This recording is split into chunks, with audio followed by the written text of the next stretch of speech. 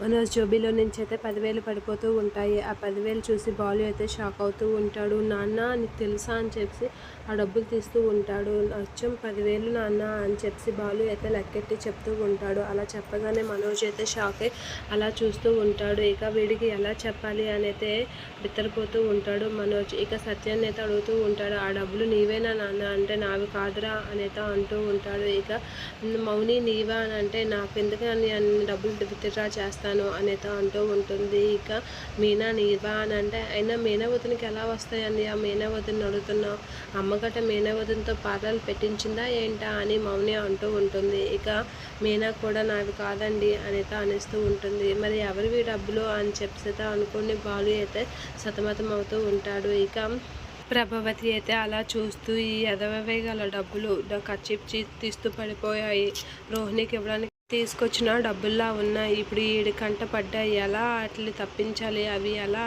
నావని చెప్పాలి అని చెప్పి ప్రభావతి ఆలోచిస్తూ ఉంటుంది. మర్చిపోయాను, ఆ డబ్బులు నావే రా అని చెప్పి ప్రభావతి అయితే అంటూ ఉంటుంది. అవునా, ఈ డబ్బులు నీవే అయితే నీకు ఇన్ని డబ్బులు ఎక్కడి నుంచి వచ్చాయి చెప్పమ్మా అనేత అంటూ ఉంటాడు ప్రభావతిని బాలు.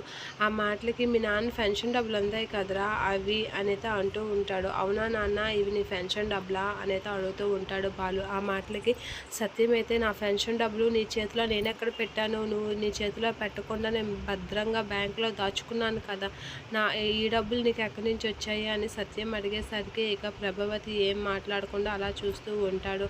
నీ చేతిలో డబ్బులు పెడితే నాన్న చేతికి రావని తెలిసి నాన్నకి అర్థమైపోయింది, అప్పటి నుంచి నాన్న నీకు ఇవ్వడం కూడా మానేశాడు అని చెప్పేత అంటూ ఉంటాడు. ఏంట్రా నీవేంట్రా ఈ డబ్బులు అని అంటే, అమ్మో వీడికి నా డబ్బులు అని చెప్తే కన్నా ప్రతి నెల డబ్బులు అడుగుతాడు, అప్పుడు 10,000 అప్పు కాస్త లక్షల్లో చేయాలి, నావి కాదు అని మనోజ్ అనేస్తూ ఉంటాడు.